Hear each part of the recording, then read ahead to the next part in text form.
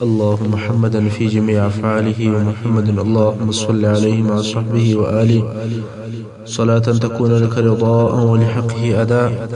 أما بعد، رسول صلى الله عليه وآله وسلم د سیرت اتیایم برخه. په تیره برخه کې مو د خالد ابن ولید د اسلام راوړلو قصه کوله چې خالد ابن ولید او عمرو بن العاص او عثمان ابن طلحه رضی الله عنهما دا ټول په مدینه شریف ته راغلل.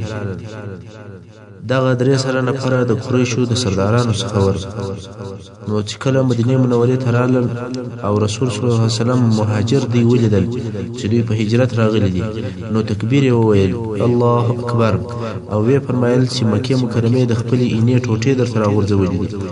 د مکه مکرمه هغه ښه ځوانان درته راغلل چې یو خالد ابن ولید دی او بل عمرو بن العاص دی او بل عثمان ابن طلحه دی. دغه کسان چې د مسلمانانو سره ملګري شي تر دې نو بل لویه کامیابي چشته. د هجرت د اتم کال د جمادی اول په میاشت کې د خزاعه د قبیلې یو ډله رسول صلی الله علیه وسلم ته ورغله چې د خزاعه د قبیلې اسلامي اعلان کړي. خزاعه هغه قبیله ده چې د حدیبیه په صلح کې د رسول صلی الله علیه وسلم په طرف کې شامل شوی و او د رسول صلی الله علیه وسلم متحالفین او متعاهدین بلل کېدل. اوس اسلام هم قبول کړي، یعنی اکثریت په اسلام کې داخل شول چې اوس نو یو بل قبیله د مسلمانانو سره یو ځای شو او په اسلام سره مشرف شول. دې کار نور هم اسلام ته دبدبه او شوکت، عظمت او عزت ورزیات کړي. اوس به دا بیان درته وشي چې باچهانو او امیرانو ته د رسول صلی الله علیه وسلم رسالې او لیکونه څنګه ورسېدل. نو په جزیره العرب کې تر ډیره حده پورې د مسلمانانو تسلط او سیطره زیاته وه او د اسلام شان او شوکت لوړ و. رسول صلی الله علیه وسلم دې ته فارغ شو چې خپل دعوت تر جزیره العرب د باندې وباسي، ځکه دغه دین یوازې د عربو یا د جزیره العرب د پاره نه دی بلکې د ټول عالم د پاره دی. نو رسول صلی الله علیه وسلم د شاوخوا باچهانو او امیرانو ته لیکونه او رسالې د لېږلو اراده وکوله. کله چې رسول صلی الله علیه وسلم د رسالې د لېږلو او د لیکلو اراده وکوله نو ځینې اصحاب کرام ورته وویل چې باچهان هغه لیک او رساله نه قبلوي او نه ګوري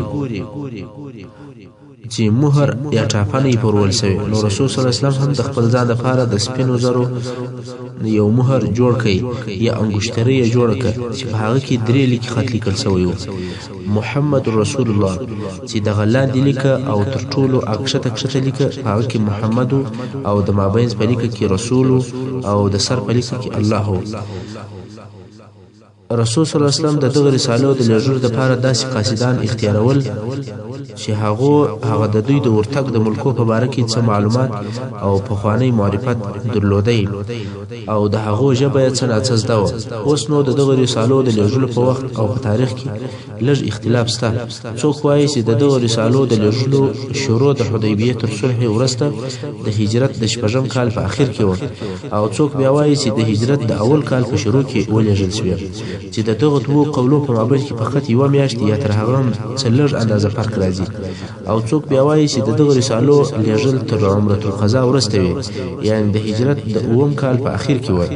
خو په حقیقت کې دغه لیکونه او دا خطونه په یوه ورځ یا په یوه میاشت کې نه ول بلکې په مختلفو تاریخو باندې لېږل شوي دي چې ځینې د هجرت په اووم کال ول او ځینې د هجرت په اتم کال ول، چې په دې حساب بیا ټول قولونه صحیح بلل کېږي.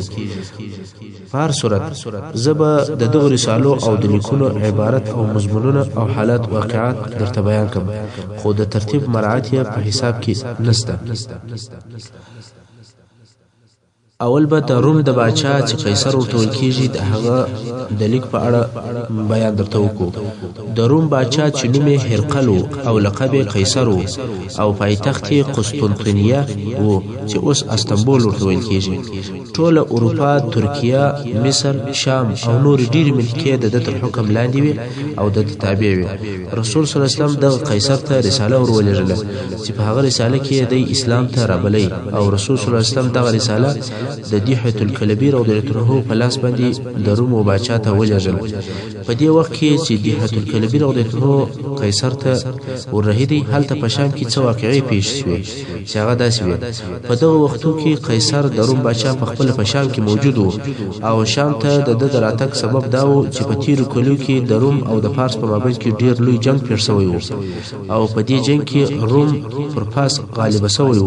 فارس ته ماته او شکست ورکړی و چې دغه واقعه یعنی پر فارس د روم کامیابی د الله جل جلاله د هغه تر پیښېدلو څو کاله د مخه په قران مجید کې ذکر کړی ده او بیان کړی ده چې الله جل جلاله د سورة الروم په اول آیاتو کې فرمایي اعوذ بالله من الشیطان الرجیم الف لام میم غلبت الروم في أدنى الأرض وهم من بعد غلبهم سيغلبون في بضع سنين یعنی وعربو ته په نږدې مځکه کې یا په کښته مځکه کې روم مغلوب شو او دغه رومیان به د دوی تر دغه مغلوبیت وروسته په څو کلو کې بیرته پر فارسیانو غالب شي. د آیات شریف د ترجمې د ښه پوهېدلو دپاره به اول هغه قصه درته بیان کړم چې دغه آیاتونه د هغې په باره کې نازل شوي دي، نو بیا د آیات په ترجمه باندې ښه په اسانه سره پوهېدلی شي. په دغه آیاتو کې قرآن عظیم شان یو عجیبه پیشګویي کړې ده چې د قرآن مجید پر صداقت او پر حقانیت باندې لوی دلیل دی. قصه داسې وه د هغې زمانې د مځکې د مخ هغه لوی باچهي هغه یو د فارس وه او بل د روم. د ډیرو کلو راهیسې دغه دوو باچهیو په خپل مابینځ کې شدید جنګونه سر کول او په سختو جنګو باندې سرمشغوله ول. د 602 عیسوي کال څخه بیا د 614 عیسوي کال تر اخره پورې د دې دغه سختو جنګو د سلسله جاری و او په 500 عیسوي کال کې رسول صلی الله علیه وسلم مبارک دنیا ته تشریف راوړی او ولادت مبارک یې وشو او په 610 عیسوي کال کې په نبوت سره مبعوث شو. په پخوا کې به هم اهل مکې یا مشرکانو ته د فارس او د روم د جنګو خبرونه رسیدل، خو د نبوت او د اسلام د دعوت په وخت کې دغه جنګو او خبرو د اهل مکې په زړه کې یو بل شکل او خاص علاقه پیدا کړه. د فارس آتش پرستانو چې د فارس خلک ټول د اور عبادت کوي، هغه آتش پرستانو د مکې مکرمه د بت پرستان د ځان ډله بلله.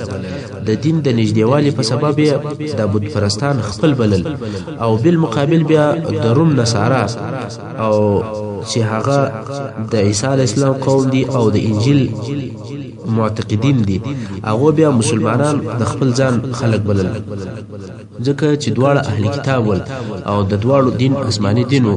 نو کله چې به د فارسیانو د غالب کېدلو خبر راورسېدی نو د مکې مکرمه مشرکانو به خوشحالي کوله او ویل به چې موږ به هم دا رقم پر تاسو باندې غالب شو لکه فارسیان چې پر رومیانو غالب شو.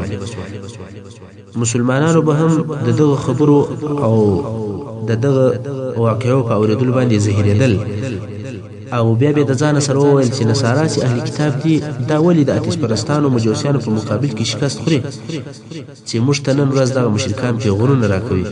خو په 614 عیسوي کال کې چې د رسول صلی الله علیه وسلم د بعثت 15 کال تیر شوي ول، فارسیانو و رومیانو ته ډیره سخته ماته او شکست ورکړي او د روم د قیصر څخه ډیر ځایونه ونیول، حتی په خپل هرقل یا قیصر هم په قسطنطنیه کې محاصره او قلابند شو.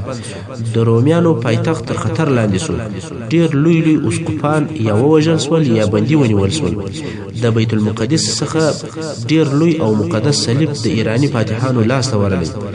د روم د قیصر عزت او اقتدار بالکل ختم شو او د منځه ولاړ. په ظاهره خدا شي هیڅ دلیل او علامه نه موجوده چې رومیان دی بیا دونه قدرت او طاقت پیدا کړي چې د پارسیانو په مقابل کې دي سر راپورته کړي. نو دغه حالاتو او اخبارو په لیدلو او اوریدلو به د مکې مکرمه مشرکان ډیر خوشاله کېدل.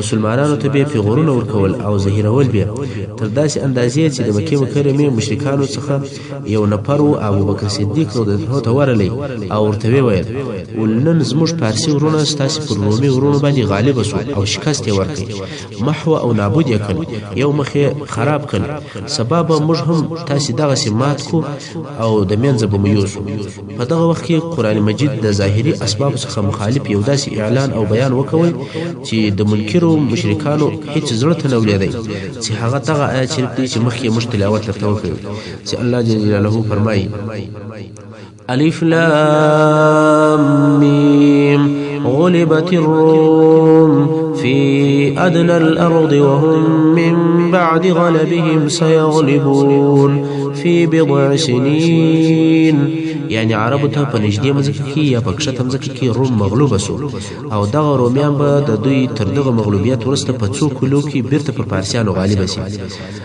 په عربي کې د درو څخه نیولې بیا تر نو پورې دی عادت ته بضع ویل کېږي چې دا د بضع توري ترجمه هم ده نو الله جل جلاله فرمایي چې نن ورځ خو رومیانو د پارسیانو د طرفه مغلوبه کړل شول مګر د نو کلو په موده کې به بیرته رومیان پر پارسیانو غالب او کامیاب شي دغه پیشګویی په اساس باندې حضرت ابوبکر صدیق رضی الله عنه د جنو مشرکانو سره شرط وتړی چې په دې وخت کې هغه شرط تړل هم نو حرام داسې شرط یې وسره وتړی چې ورته ویلې کتر دونه کلو پرې رومیانو پر پارسیانو کامیابی پیدا کړ نو تاسو بسل اوشان راکوي او کپارسیانو پر رومیانو باندې غلبه پیدا کړ نو بیا به زه سل اوشان درکوم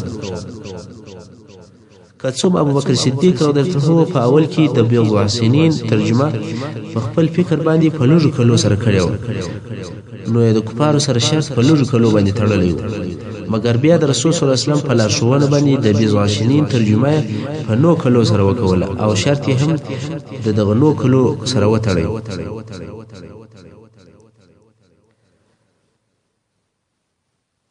په دې کلو کې د روم باچا هیکل د جنگ د لپاره ترتیبات نیول چې هغه د لاس وسله عزت او اقتدار بیرته راوګرځي او په عین حال کې دا نظر هم پر ځان یې شو ویلې ک الله جل جلاله موږ رومیان پر پارسیانو کامیاب کو نو د حمص یا د قسطنطنیه څخه به تر ایلیا پورې چې بیت المقدس دی د حج او د زیارت لپاره پیاده او پښو ځم خو تاسو د الله جل جلاله شان او قدرت ته وګورئ چې د قران مجید دغه پیشګویی سره برابر د نو کلو په موده کې یعنی تر هجرت یو کال وروسته عیناً د بدر په ورځ باندې هغه چې الله جل جلاله مسلمانانو ته پر مشرکانو ښکارا فتح او بری ورکړي مسلمانان د بدر د فتح په خوشحالي کې ول چې دا خبر هم ورته ورسېدل چې الله جل جلاله کتابي نصارا پر فارسی مجوسیانو او آتش پرستانو باندې کامیاب کړ چې دغه خبر په اوریدلو سره د مکه مکرمه مشرکان نور هم سپک او ذلیل شول او د قران مجید دغه عجيبه او حیرانونکې پیشګویی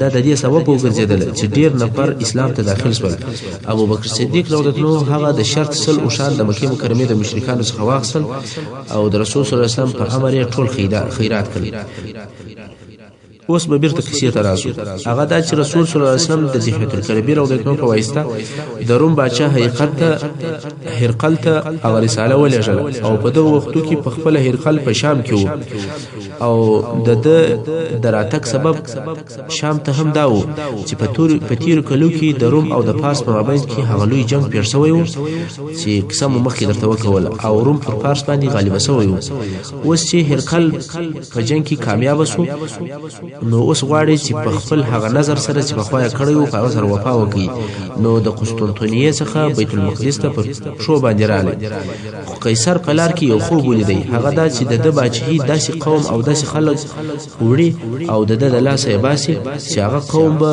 سنت سوی وي تاسو ته معلومه ده چې نصارا ځانونه او خپل اولادونه نه سنتوي نو د چې دا خوب ولیدي چې زما بچی به د داسې خلکو د لاسه څخه ځي چې هغه به سنت سوی وي نو د خپل علما او د احبار او د وزیرانو څخه پوښتنه وکوله چې په دې وطن کې څوک ځانونه سنتوي هغه ورته وویل چې بل يهودو بل څوک ځانونه نه سنتوي نو قیصر د ټولو يهودو د وجلو قصد او اراده وکوله اوس قیصر د یهودو د وژلو لپاره ترتیبات نیسي، خپل قواوی آماده کوي چې په شام کې ټول موجود یهود حلال کړي، ځکه د غوښتل چې هغه د خوب رښتیا نشي. په دې وخت کې چې د یهودو د وژلو لپاره ځان جوړوي، په شام کې یو غل ونیول شو چې هغه غل د عربو څخه و. عربو او په شام کې غلا کول، نو خلکو د هغه غل عرب په تلاشي باندې شروع وکول تر داسې اندازې چې کالي ځین وکشل. کله چې عرب لټ شو، نصارا ولیدي چې دای هم سلط سوی دي، نو عرب ته وویل چې ته يهودي. هغه سړی ورته وویل چې یا زه نه یم يهودي. ول د کوم ځای؟ دوی زه د جزیره العرب یم. ول تاسو عرب هم ځانونه سنت وي؟ هغه غله ورته ویل دغه خبره و قیصر ته ورسوي چې صبر وکوه، يهود مو وجنه، ځکه بیل يهودو بل قوم هم ستا چې ځانونه سنتي. ول هغه څوک دي؟ دوی ورته ویل چې هغه عرب دي او دغه حال ورته وایي. قیصر وویل چې غل ماته راولي. اوس قیصر ته د غلا تر موضوع هغه بل د خوب موضوع ډیره مهمه ده. خیر غل و هرقل ته وروستل شو. د الله جل جلاله کارونه دي چې په دغه وختو کې ابو سفیان او د قریش څو نفر نور هم په شام کې دي، د تجارت لپاره د لګرځي. هلته هرقل په خپل د عرب څخه تحقیقات او پوښتنې شروع کړي. ول تاسو څوک یاست؟ څنګه ژوند کوئ؟ دین مو چشتي؟ عرب وویل چې موږ د جزیره العرب اوسیدونکي یو، مشهوره قومونه او قبیلې یو، ټول خلک مو پیژني چې موږ عرب یو. نو بیا هرقل ورته وویل آیا په تاسو کې یو نوې شی یا نوې دین یا نوې تحول پیدا شوی؟ عرب ورته وویل هو، په موږ کې یو نفر پیدا شوی دی چې نوم یې محمد صلی الله علیه وسلم دی او وایي چې زه نبی یم. د رسول الله د ژوند او د دعوت احوال او تفصيلات ټول ورته وویل. نو څنګه چې د هرقل عالم په تورات او په انجیل کې ډیر معلومات درلودي او په دې هم پوهیدي چې اوس هغه وخت را نږدې دی چې د نبی اخر زمان دراتلو وخت دی. نو د ښه تحقیق لپاره خلک ولېږل چې تاسو ولار سي په عربو کې داسې کسان ماته راولي چې د رسول صلی الله علیه وسلم د قوم څخه وي او ودته په نسب کې ورنږدې وي. نو د هرقل قوم او عمله ګرځي او پوښتنه کوي چې په شام کې داسې عرب پیدا کی چې د رسول صلی الله علیه وسلم د قوم څخه وي.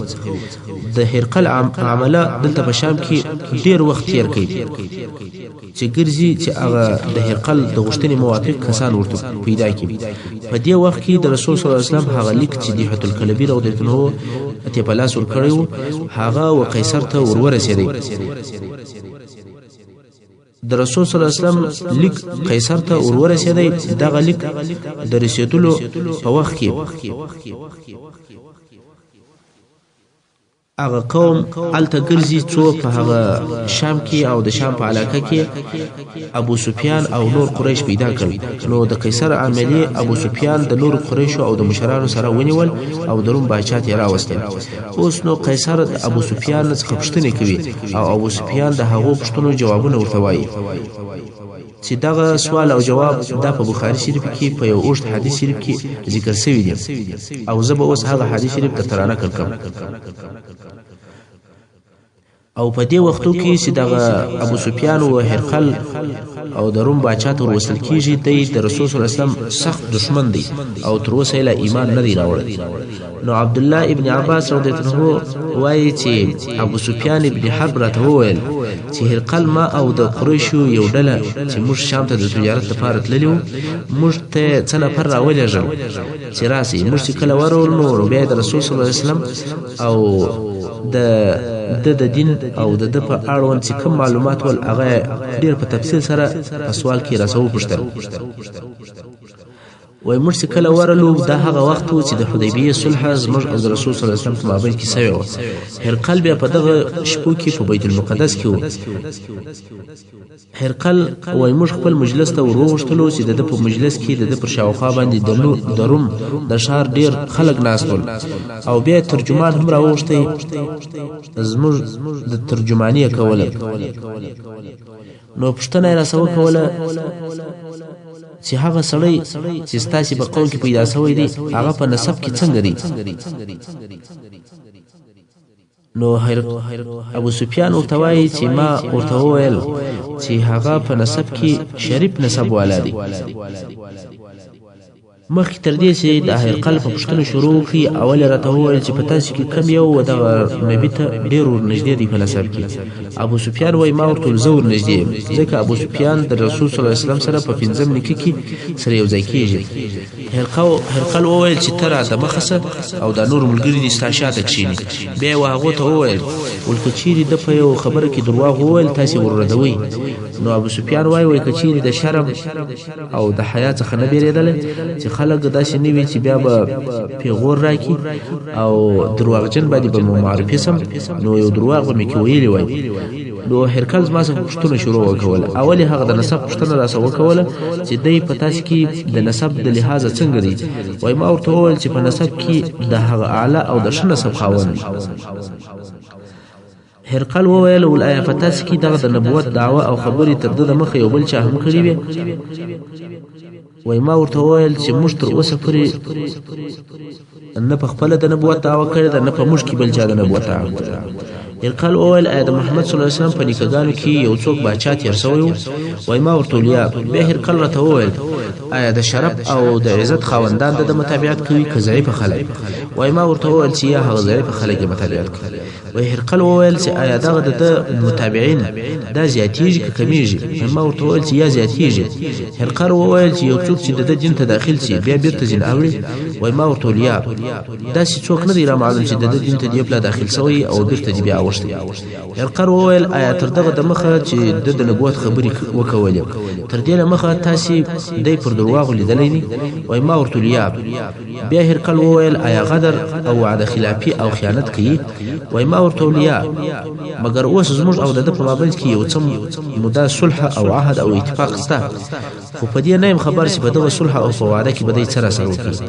ابو سفیان وایي چې زما مقصد دا و چې لږ نو که یو شی کې زیات کم نو بل ځای مې هېڅ شی نه سوی زیاتولی بې له دغه حد ځایه څخه. بیا هرقل راته وویل چې ستاسې او د ده په مابینځ کې جنګ پیښیږي؟ وایي ما ورته هو. نو هرقل وویل چې د دغه جنګ نتیجه څنګه وي؟ وایي ما ورته وویل چې زموږ او د ده په مابینځ کې جنګ د سولغې په قسم دی کله کله موږ کامیابه یو کله دی کامیابه وي. بیا هرقل وویل په څه مو امر کوي؟ وای ما ورته وویل چې یوازې د الله په عبادت سره مو امر کوي چې هیڅ شی به د الله سره شریک نه نسو او راته وایي چې ستاسې پلرو چې کم ویل یا کول هغه پرېږدي او موږ په لمانځه او په صداقت او په پاکي او په صلې رحمي سره امر کوي. هرقل و ترجمان ته وویل چې ده ته ووایه ما د نسب پوښتنه درڅه وکوله او تا وویل چې هغه د شریف نسب څخه دی. رسولان هم دا رقم د خپل قوم په ښه نسب کې وي.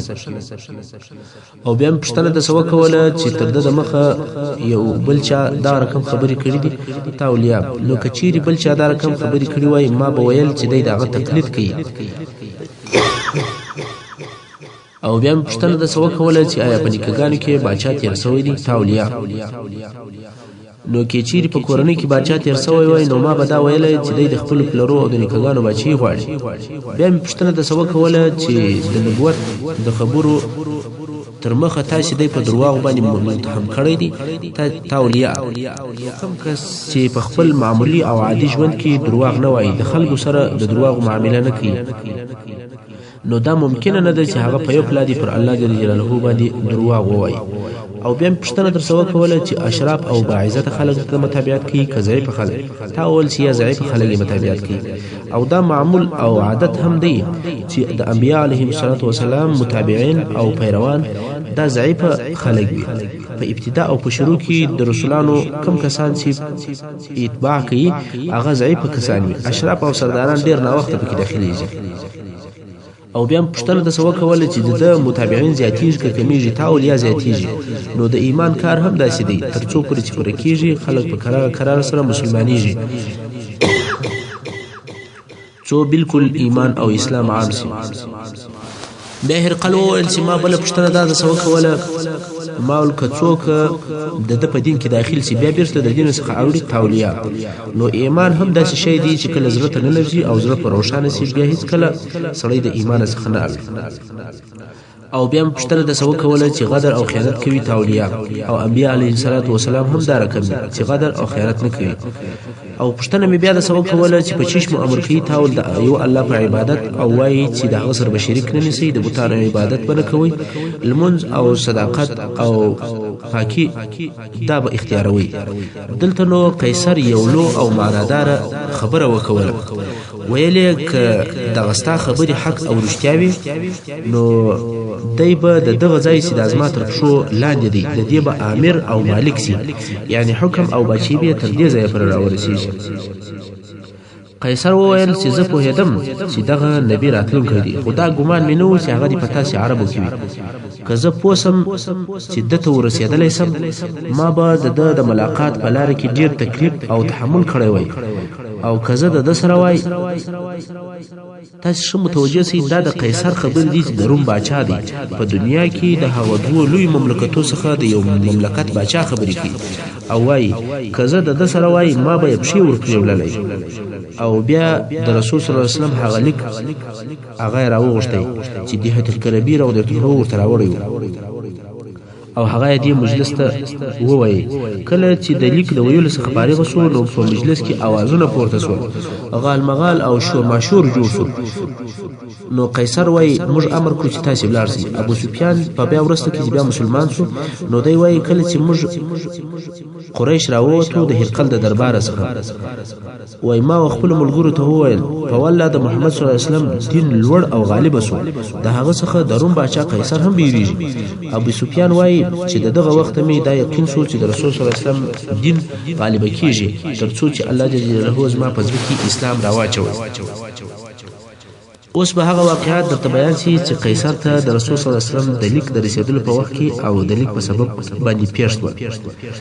لکه څنګه چې د مخکې مو درته وویل چې دیحة الکلبی رضی الله عنه د رسول صلی الله علیه وسلم لیک و قیصر ته ورورسوي چې هغه لیک دا رقم عبارت او هغه خودي خپل مضمون چې د رسول صلی الله علیه وسلم څخه منقول دی هغه اوس هم لیکل شوی پروت دی. یو واری به هغه عربي مضمون وایو بیا به ترجمه درته وایو.